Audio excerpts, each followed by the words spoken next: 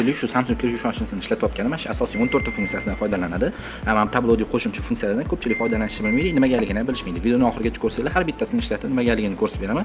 Videomizni yo'qotib qo'ymaslik uchun saqlanib qo'yinglar. Kirmochlarni yoqib olganingizdan keyin bu bitta funksiyani tanlaysizlar. Mana bitta boshdan cho'ktirish boshlayman. Birinchisi temperatura bo'ladi. Suvning gradiyusi muzday suvdan 90 gradusgacha qo'ysanglar bo'ladi. Mana shu narsani ham ko'pchilik bilmaydi. Bu palaskani chayish. 1 martadan 5 martagacha qo'ysanglar bo'ladi. Bu оборот, kiyimni siqishi. 400 оборотdan 1200 оборотgacha qo'ysanglar bo'ladi. Bu jumamda qo'shimcha funksiyalarni bitta-bitta tushuntirib beraman sizlarga. Ko'rishingiz mumkin. Birinchisi bu dog' bo'lib qolgan kiyimlarga ko'proq chayib bo'ktirib yuvib beradi. Ikkinchisi переворотный стирка. Bu haqida alohida video olganman. Dozator haqida profilga o'tib ko'rib olsanglar bo'ladi.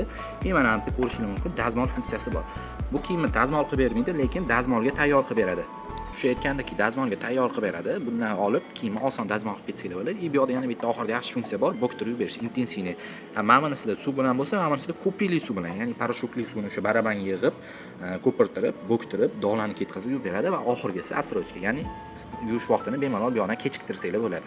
Agarda sizlarga videolarimiz yoqayotgan bo'lsa, like bosinglar. Bundan qiziqarli videolarni o'tkaza olmaslik uchun kanalimizga obuna bo'lib qo'ying va bu videoni hamma yaqinlaringizga jo'natib qo'ying.